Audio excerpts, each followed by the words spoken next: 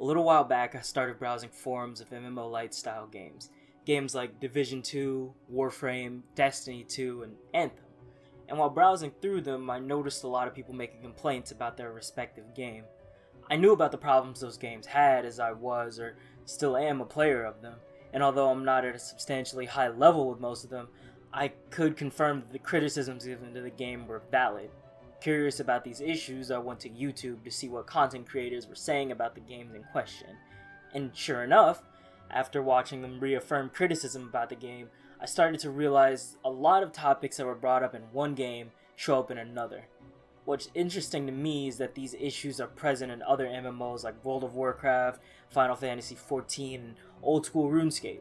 However, when browsing forums and watching content creators, I see mostly praise, and the community suggesting quality of life improvements and memes for the most part.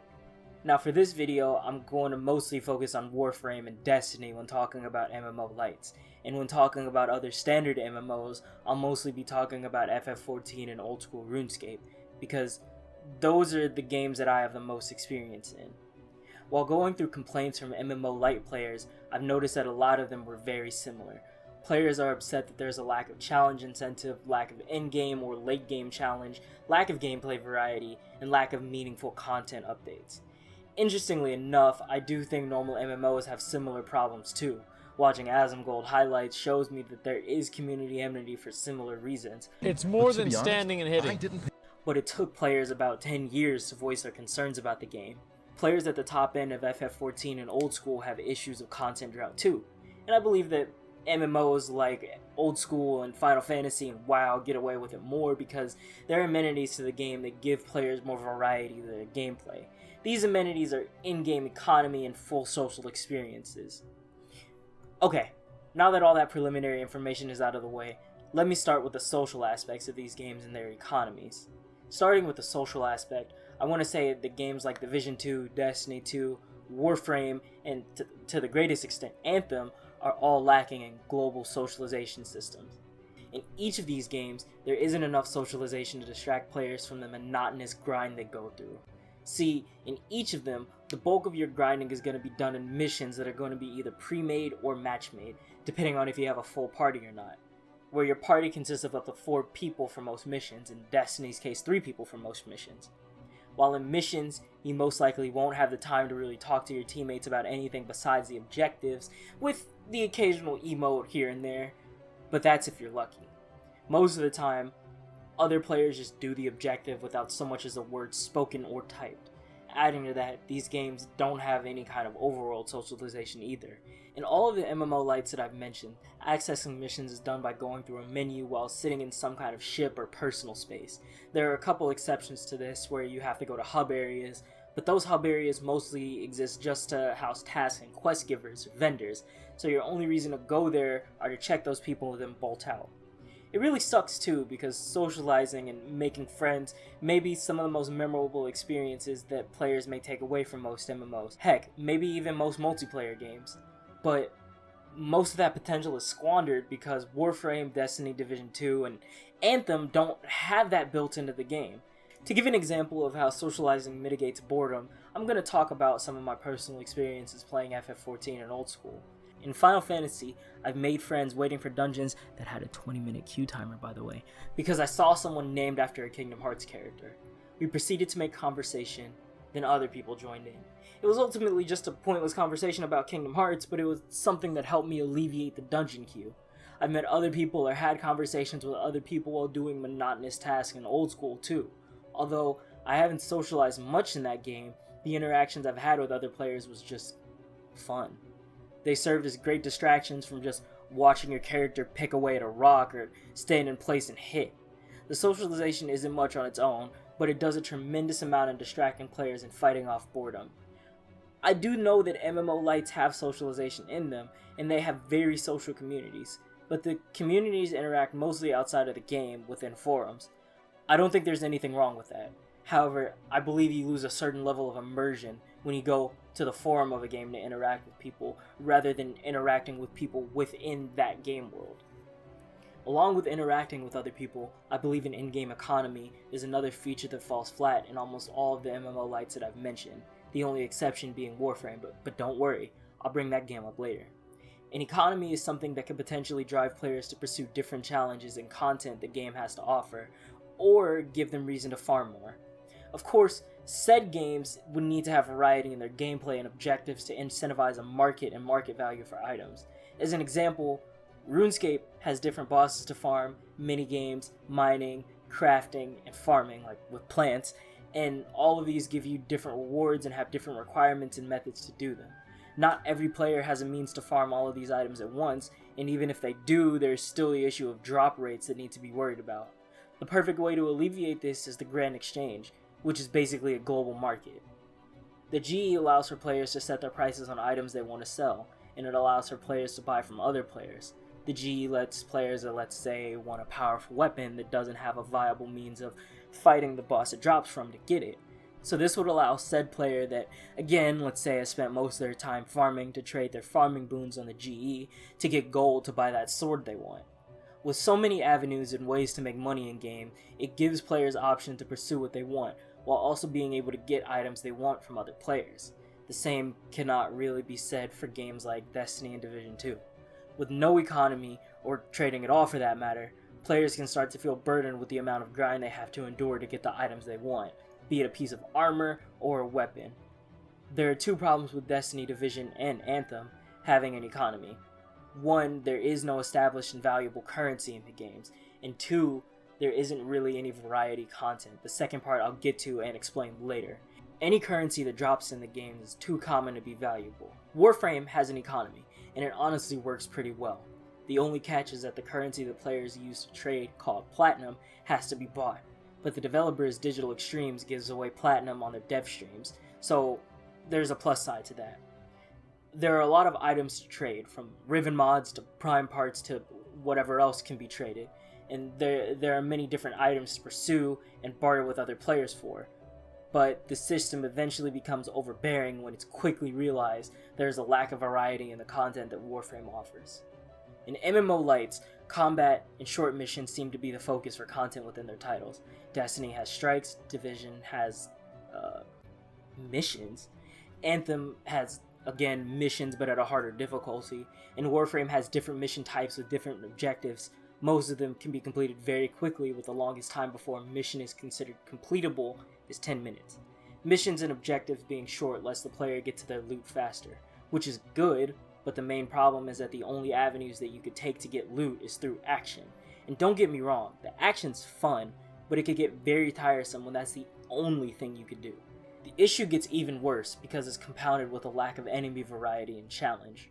Warframe has basically all trash mobs that you'll either mindlessly shoot or spam an AoE ult to kill, requiring no challenge or thought from the player. Anthem's enemies are largely the same, the only type requiring you to dodge attacks are Titans. Division 2 has the same enemy types, but they're at least fun to fight since they use actual tactics to fight you, but you'll be fighting largely the same enemy types throughout the entire experience, the only exception being the faction that joins in after you beat the story. Admittedly, they have some pretty cool robots, but the concept feels largely underused, since there are really only two robot types. There was an attempt, and I really like that, especially since a lot of the heavy mini-boss type enemies make you constantly adjust your position and strategize, but unfortunately, these enemies become very overused and very common in the overworld, and with no interesting mechanics or combat scenarios added to missions, fighting these enemies becomes a very tedious feat since they're used in, again, every mission. Of course, I haven't played the expansion as I quit the game before even getting to Gear Score 500, so take my opinion on this one with a side of salt. Destiny, on the other hand, had two different games, the first one being updated for 3 years, and Destiny 2 being updated from 2017 up until the writing of this script. As of writing this script, the Beyond Light expansion hasn't come out yet, and I haven't looked into any of the details of it yet, but since the release of Destiny 1 there have, to my knowledge, been only 2 new enemy factions. The first being Taken, which came out with Destiny 1's first expansion, and the second being the Scorn, which came out with D2's expansion, Forsaken, in 2018. Now, there isn't anything inherently wrong with not having new enemy factions or types, but none of them are mechanically challenging. You aim for their weak spot, which is usually their head or the giant glowing part of their body, then duck behind cover when they're about to shoot. The most challenging part about most of the enemies in the game is that they have spammable AoE or rockets that chunk player health. However, I don't believe giving enemies stacked explosives is a real challenge. I think it's arbitrary. Almost as arbitrary as the champion system the game has. For the uninformed, the champion system was a way of increasing difficulty in higher level content. There are 3 champion types denoted by a symbol next to their health bar, and each champion has some type of special ability that cannot be overcome unless you use a weapon with an anti-champion specific mod. Champion mods can only be found with a seasonal artifact, and only a few weapon types per season can use the mods. Champion mods also can only be used on non-exotic weapons, and most exotic weapons don't have an innate anti-champion mod. Now that that's explained, champions are arbitrary because they don't actually challenge the player. In fact, before going into the mission, you know what champions are going to be present there. It doesn't take any extra skill to take them out, it just takes a matching game, which, like I said before, is just an arbitrary challenge. For a moment, I'd like to talk about a game called Splatoon 2. In case anyone was wondering, Splatoon 2 is a third-person shooter where you're using what's basically super soakers as paintball guns. Your character can swim in the ink you or your team paints the field with, and stepping into enemy ink slows you and slightly damages you. Splatoon is a multiplayer-focused game, largely focused around player versus player games, but there is a horde mode called Salmon Run. Salmon Run is a 3-wave horde mode where you and a team of 3 other people defeat bosses to collect golden eggs and put them into your team's basket. It's a simple concept on paper, but the complexity and challenge comes from the bosses you and your team has to face. There are a lot of different bosses in the game, each of them requiring a different method to take out, and there are multiple map modifiers such as fog limiting your field of vision and high tide that reduces the play area. The bosses are really well designed too, encouraging teamwork both in the act of beating them and by completing the objective of gathering golden eggs, since only one can be carried per player at a time, and almost all bosses drop at least 3 eggs upon death. Most of the bosses can't be killed by just simply shooting at it. For the most part, you have to bait out attacks so they can become vulnerable. An example that comes to mind is the Moz enemy. The boss swims in ink and only emerges when it attacks. If the attack lands on the player, they're one-shot, but there's a visual warning before Moz attacks. When it emerges, you can either shoot it down as a team, or just make it eat a grenade, instant killing it. There are other enemies like the Steelhead that constructs a bomb on its head, and the only way to kill it is to shoot the bomb before it throws it at you. I really like Salmon Run because it's challenging, not because the enemies always one-shot you, but because the game takes the player's kit into consideration, and has enemies and objectives that encourage teamwork and thought beyond just shoot the enemy and avoid being hit. This is something that I believe isn't done in most MMO Lites. In games like Destiny and Warframe, you aren't really challenged at all, except for enemies that deal a lot of damage, which granted is semi-challenging, but nothing that's mechanically intensive. At this point you may be thinking, but games like World of Warcraft, RuneScape, and Final Fantasy aren't anything but numbers games, there's no challenge to that. And to that I say, you're right. Kind of. The challenge in Final Fantasy XIV comes from managing your position to avoid AoEs and boss mechanics, while also keeping up with your ability rotation to maintain DPS. This is within raids and dungeons too. WoW is similar with its combat as well. OldSchool, however, is the biggest outlier in this equation though, as the combat almost always revolves around clicking once and hoping you max hit, but it's made up for with the aforementioned different avenues of character progression. Besides that, and the points I mentioned earlier, those games still have variety in their dungeons as well. In Destiny, strikes follow a general layout of short combat section, then mechanic phase, which boils down to either stand on a point while enemies rush at you, defeat enemies to get an orb to dunk onto another point, and either while the mechanic is happening or slightly after, there's a mini-boss fight. Then another combat room, maybe you get another mechanic room, followed by another mini-boss until you finally get to the final boss of the strike. This layout will be fine, Final Fantasy does it similar, but the mechanics and bosses are always the same. Dunk a ball, bank motes, throw a ball, or stand on a point. That's it, and it's been like that since the launch of Destiny 2 if I remember right. Division 2 has it worse though, because their missions follow the same formula. Start the mission with a combat section, then do some exploring until you're told you need to collect something, then another combat section, and finally a boss fight.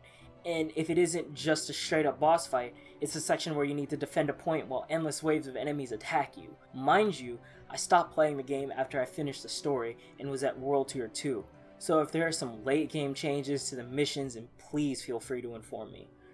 In Final Fantasy XIV, each dungeon, although following the same formula, still felt different from each other. I currently only have a handful of them unlocked, but the mini-bosses alone in each dungeon felt different from the previous. In one dungeon, you had to fight the mini-boss while also killing these adds that were moving toward a flame, and if you didn't kill them, it resulted in party-wide damage. In another dungeon, we had to bait out the explosion of one mob so it could kill the mini-boss. Then there was this piece of shit that just show up and spew poison at you. It wasn't even hard, it sucked. The last thing I'd like to talk about is the lack of meaningful content updates. And I'm pointing the finger mostly at Warframe for this one. In MMO Lites, like I said earlier, almost all the content in the game involves combat, and granted, it takes a lot of development time to create interesting and unique combat encounters and enemies. So it would make sense that games like Warframe and Destiny have large gaps between content updates. However, whenever new content gets released, it's always just a parcel that can realistically be beaten in a couple hours, but it's locked behind a huge grind wall, or it's time-gated content. For example, in Warframe's case, when Fortuna and Orb Valis was created, in order to fight the Prophet Taker Orb, which was basically a raid, you needed to get maximum reputation with Fortuna. In order to get rep, you needed to grind missions in the Valis, but you had a maximum cap to the reputation that was reset daily. So not only did you have to grind this faction reputation, you also can only do so much per day in order to unlock the boss. To be fair, I thought the reputation grind was alright. It was just the game stopping me in my tracks when I still had the will to continue. I'm not sure if they did this with the new open world area though, as I stopped playing the game a little bit before Railjack came out, but seeing as DE did this with the first open world, I wouldn't be surprised if it happened again. Destiny probably does this even more egregiously, because even though there are more frequent content updates, they're of less substance, because not only are the rewards for new content mostly recycled from the previous game, but also because they're about, like I said earlier, and I cannot say this enough, 4 different mission objectives. So when a new season comes out, the mission that's associated with the season is the same objective as just about any combat encounter within a strike, but located within the fucking open world. The only cool exception I've seen to this is a sundial from Season of the Dawn, where you have to progress through 4 floors of combat encounters with a time limit, and each floor had a different mechanic. I'm not 100% sure about Division 2, but I know Anthem fucking lied about their roadmap and took forever to release new updates. It's all content drought that's quenched in drips, disguised as a full bottle. And I believe content drought is unavoidable in any game, and that's a topic for another video. But if you're getting content at such a slow and time-gated pace, it should at least be something new, or something exciting and engaging, not just an excuse to get to the max level. And like I said earlier, any new content is probably going to be the only thing you farm for days on end, because it's the only thing you can farm, because it may be the only thing with a new and relevant loot pool. And to cap this video off, I'd like to say that just because I'm heavily criticizing these games, it doesn't mean that I think they're bad or unfun. I actually really enjoyed my time playing Warframe, Destiny, Division, and Anthem. I either couldn't get hooked on the endgame content or stop caring about it. And this isn't meant to convince people to stop playing these games either. In fact, if you enjoy them, then keep playing as much as you want. This video was meant to put out my reasonings as to why people speak ill of them, and as a way of offering some suggestions on improving player experience, and pointing out these flaws as well. If you've made it this far, thank you for watching.